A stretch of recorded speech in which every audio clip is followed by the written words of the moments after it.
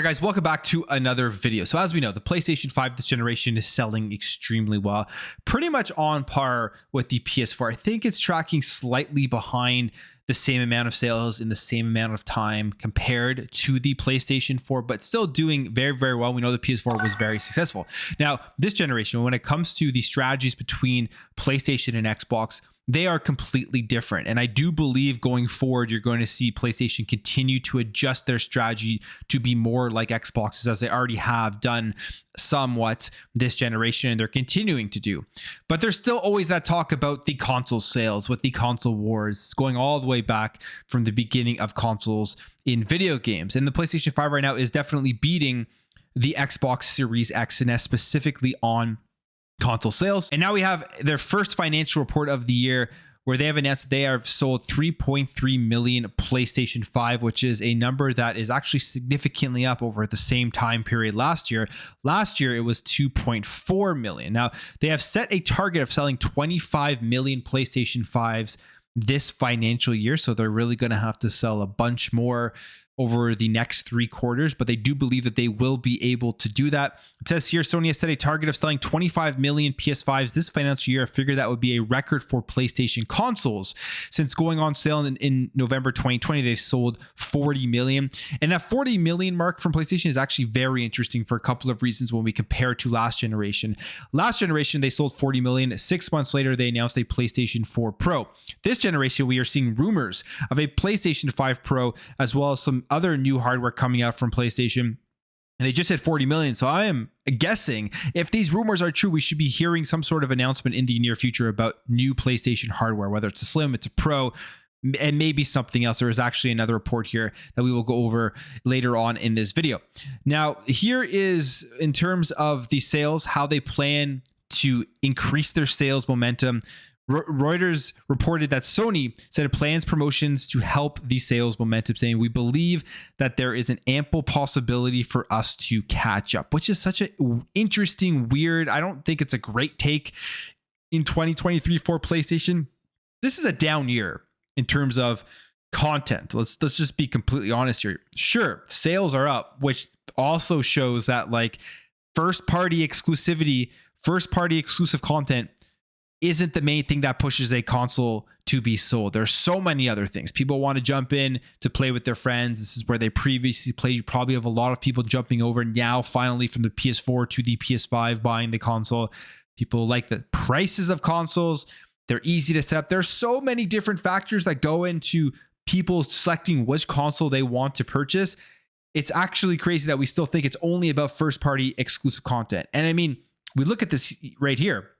2022 was a much stronger year for first-party PlayStation content compared to 2023 so far, yet they've sold almost 1 million more PlayStation 5s in the first quarter of 2023, in their first financial quarter of 2023 versus the first financial quarter of 2022.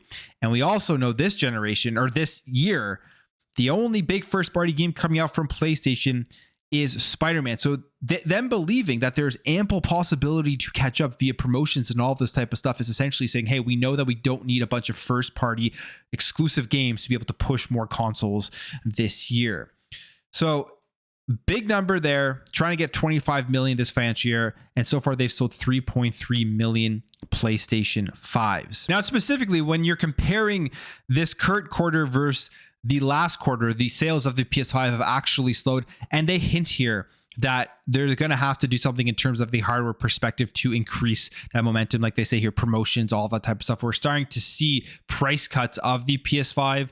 That may be part of it, but also what they mention is that there is going to have to be new models and new hardware to increase the momentum of sales. Specifically, here is what Hideki Yasuda says, who is a Toyo securities analyst, saying sales momentum for the PS5 slowed from the previous quarter, and that's going to make it tough for Sony to hit a target of 25 million units this fiscal year.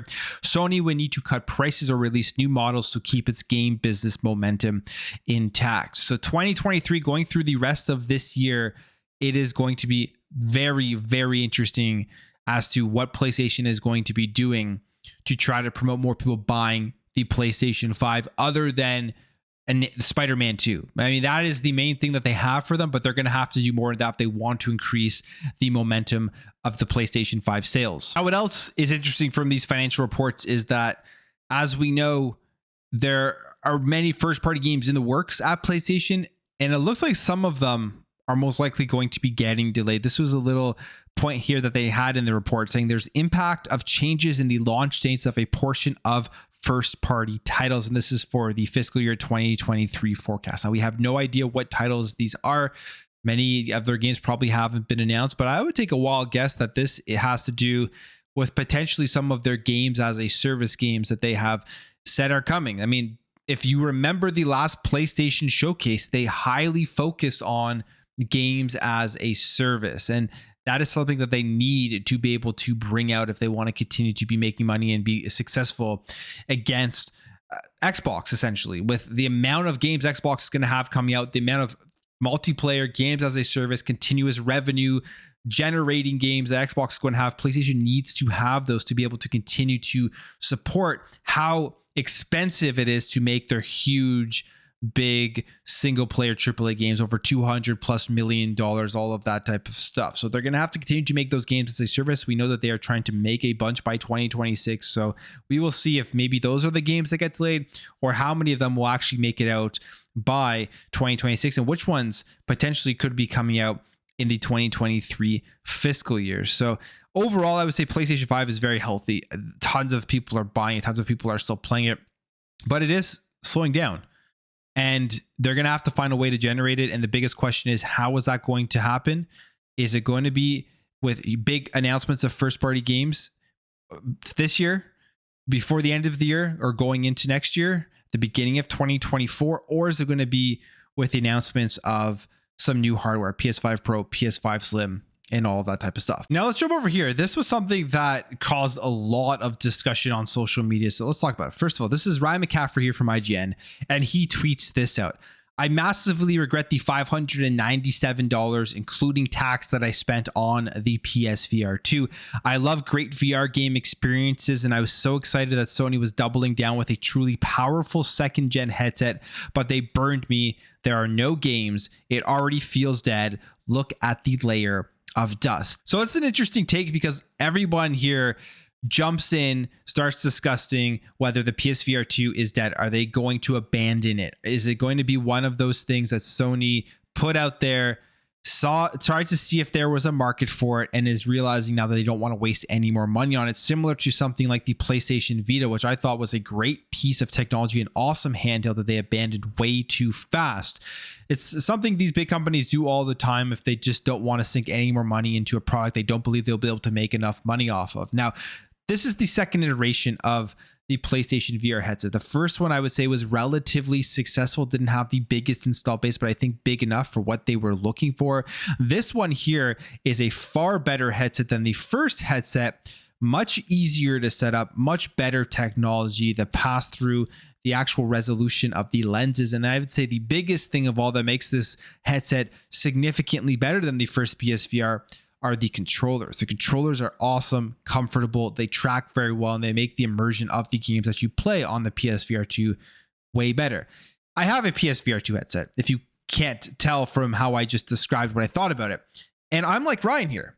I bought it a couple of weeks after launch. I haven't touched it in months. I haven't played PSVR 2 in months, which to me is extremely disappointing, because I was actually very excited for this thing. As somebody who was an adopter of the first one, I knew buying the first one, this was kind of a test, that it wasn't going to be the best VR experience in the world, especially if you were running it off of a PS4. I was running it off of a PS4 Slim, but it got the job done, and it gave you that first introduction to VR gaming, which completely blew me away. And I was a believer in what this technology could do. So when they announced PSVR 2 with the resolutions and just the upgrades to the entire headset, I thought this was going to be something great. Now, we're only 6 months into the PSVR 2 headset. I don't believe in any way that the PSVR 2 is dead. This is kind of the same argument that you still have delusional PlayStation fanboys making when it comes to Xbox, saying Xbox has no games. I don't think Ryan is a delusional fanboy. I don't think he is saying that. I think in general, if you look at the PSVR 2 catalog of games, there really isn't anything there that is that enticing. Most of the games that you're playing on the PSVR 2, you can already play on something like the Oculus Quest 2. So nothing crazy that is a system seller for the PSVR 2. I've played the Horizon game that came with it, which is awesome. Gran Turismo 7, which I only picked up because it was a PSVR 2 title.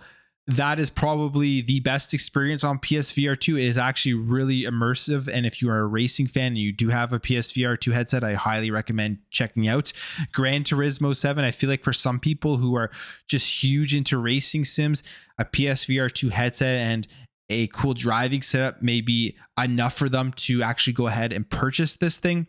But other than that, there really isn't anything else. We are 6 months in. They did show off games at the PlayStation Showcase, and I do believe that there will be some pretty good games coming over to PSVR 2, but it is taking a lot longer than expected. The question we have here is, how many people are actually interested in VR gaming on a console?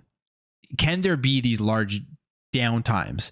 This isn't something like last year on the Xbox Series X and S where they didn't have a first party release, but they were still able to stimulate the platform with many other things because it's a console. It has a much broader range of attraction for consumers. The PSVR 2 doesn't have that. It's a very niche product for people specifically who want to play VR gaming, and they'll abandon this thing. They will go over to the next headset. I mean, we saw the Quest 3 announced. There's already headsets that are going to be significantly better than the PSVR 2 in the next upcoming years. They will abandon this thing if there is nothing to play. The question is, when will PlayStation be bringing out these games, and will it be enough to stimulate people wanting to go out and pick up a PSVR 2 headset? And there's obviously going to be a price cut of this thing, and I would assume that in the next year or so they will have another bundle with maybe it being cheaper than what it launched at. So is this thing dead? It does feel dead. I do kind of agree with Ryan, as we haven't really heard much about it, but I don't think it is dead. I don't think this thing is going away. I don't think they are going to abandon the PSVR 2 like they abandoned the PlayStation Vita, which I thought was a major shame. But this post here did bring up a lot of discussion, and as somebody who has stake in the game, who has the headset itself, I do want to see PlayStation continue to support this thing. But I guess we will just wait and see, because the PlayStation business right now is, it's in a transitionary period. If you're a PlayStation fan, if you're a major PlayStation fan, they are changing things up, whether you like it or not. They are going towards games as a service. They are going towards subscription, cloud gaming, all of these types of things that you may not like. And maybe PSVR 2 is something that isn't in their plans for the future. Now, this is definitely a PlayStation heavy video because that's where all the news was yesterday. So we got to talk about this because this is an exclusive report here, breaking report. Just as I was really firing up my computer to make this video, this has to do with Project Kronos, which is cloud streaming for the PlayStation 5, and this comes via Insider Gaming. It says earlier this week, PS5's cloud streaming beta officially rolled out to some PS5 users, and whilst we were only able to gather that the streaming will support up to 4K, Insider Gaming sources have provided us with more information on the streaming architecture. Internally named Project Kronos, we previously reported this as Kronos. The new streaming architecture aims to build a robust PS5 streaming experience that will serve as a major step forward in the company's growth in the ever-growing market. So boom, right here. This is a great follow-up to what we literally just talked about when it comes to PlayStation changing their business and going along the lines of Xbox. Yeah, I understand PS Now was before Xbox Cloud Gaming, but they did nothing to make that thing really that successful. Xbox has made cloud gaming something that these other companies know is going to be successful in the future and they need to get into. PlayStation Now is seeing that, so they got to up their architecture to try to be able to compete with Xbox Cloud Gaming, with Game Pass and the subscription service. And here we go. This is going to be their entry, which is Project Kronos. It says here that Kronos began 5 years ago due to complexity surrounding the PlayStation 5's SSD. The SSD is very fast in the PS5, and it created a new challenge that made it impossible for Sony to develop the infrastructure needed using current technology on the market, functionality, latency, etc. So that's an interesting thing here. They obviously didn't plan, I guess, properly to be able to implement cloud gaming in an easy way because of the SSD that was in the PS5. So this meant Sony, under the Future Technology Group, designed a completely new network storage solution based on PCIe, which leverages NTB and the PS5 I/O co-processors. The final product is a custom storage server under the codename Kura, which reads up to 5 gigabytes per second with less than 1 millisecond of latency. Say here that sources said that Sony will have a total of 28 data centers across 15 metros for the PS5 cloud streaming rollout. Now, this isn't a surprise per se that this report is coming out, because Jim Ryan did say that we will be hearing more about cloud gaming in the future and how PlayStation is going to be expanding out into that. But they are making big moves here to make sure they're going to be able to compete in the cloud gaming arena, as you can see here with their servers, their storage centers, all of that type of stuff, and the fact that they are getting ready to roll this thing out.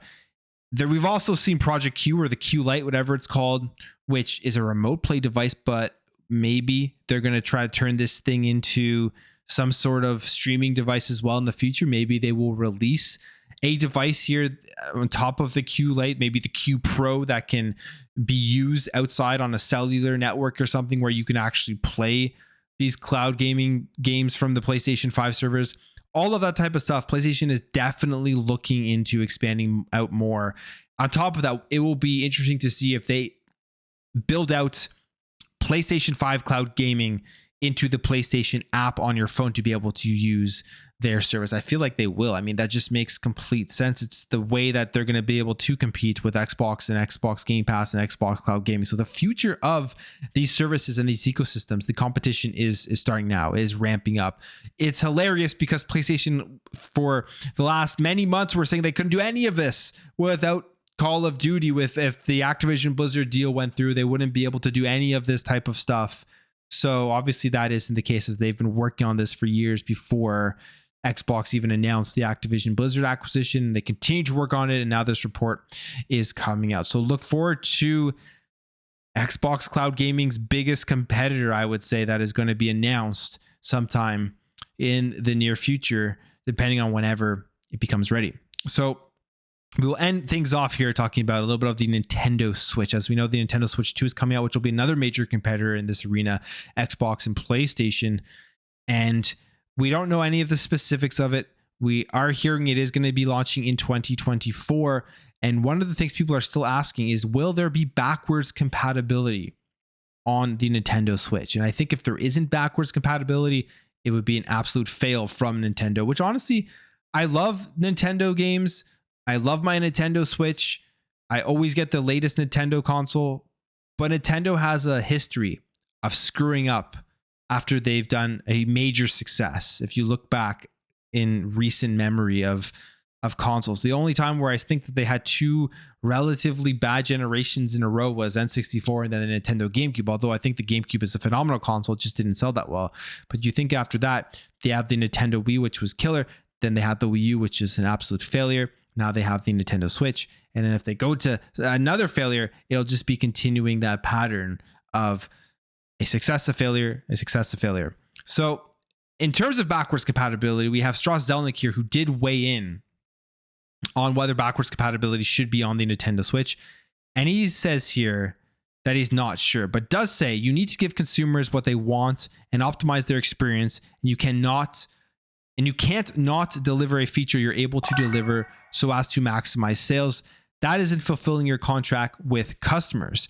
You have to do the very best you can for them. I suppose it's possible the lack of backwards compatibility could enhance your revenue for a period of time, but at what cost? We're not a hardware manufacturer, so we don't get to make those decisions. But I think if you can be compatible technically, then you want to be. However, in certain instances, if the leap forward is great enough, that's not a possibility. And I don't see the Nintendo Switch 2 being such a major leap forward that they won't be able to have backwards compatibility. It would just completely segment their games because of how big the hardware jump is. I don't see that being a thing. So I do think the Nintendo Switch will have backwards compatibility. I mean, we look at this gen as well with this Xbox, making backwards compatibility in these new consoles standard, I would say, if the Switch 2 comes out with it. Because let's say Xbox didn't have such a robust, big backwards compatibility program. PlayStation wouldn't have. I mean, you look at the PS5. Yeah, it's backwards compatible to the PS4, but I think that was kind of like a last minute decision they decided to add in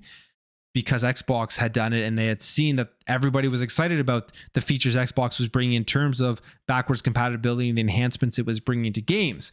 I think PlayStation kind of had to scramble near the end there to make sure that PS4 games worked. And I say that because really nothing else works in terms of the backwards compatibility. I mean, PS3, they're still trying to figure out a way to get that thing to work where it's not through cloud streaming on the PS5. I understand it's completely different architecture, but to me, that's just not planning for the future when it comes to releasing these consoles. Their original goal was to make sure that every time a new console came out, you couldn't play the older consoles games. So the Xbox really implemented backwards compatibility with the One X, the Series X and S.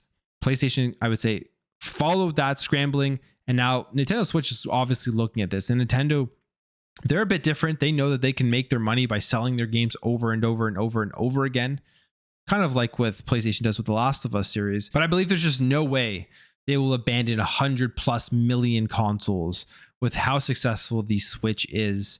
And if they're still going to be using the cartridge-based games, you'll be able to just pop that right into the Switch 2, and we will see a Switch 2 that has backwards compatibility, and you're going to be able to play everything that you've already purchased for the Switch. You're probably going to be able to just transfer over your account too in terms of digital games. I mean, that's the hope. If they don't do that, I think it is a big failure on Nintendo's part, and I think you will see that reflected in sales. As with Nintendo consoles specifically, people are okay with playing these lower power consoles for years and years and years. It's not about the graphics. It's not about the power. It's not about the frame rates when it comes to the Switch.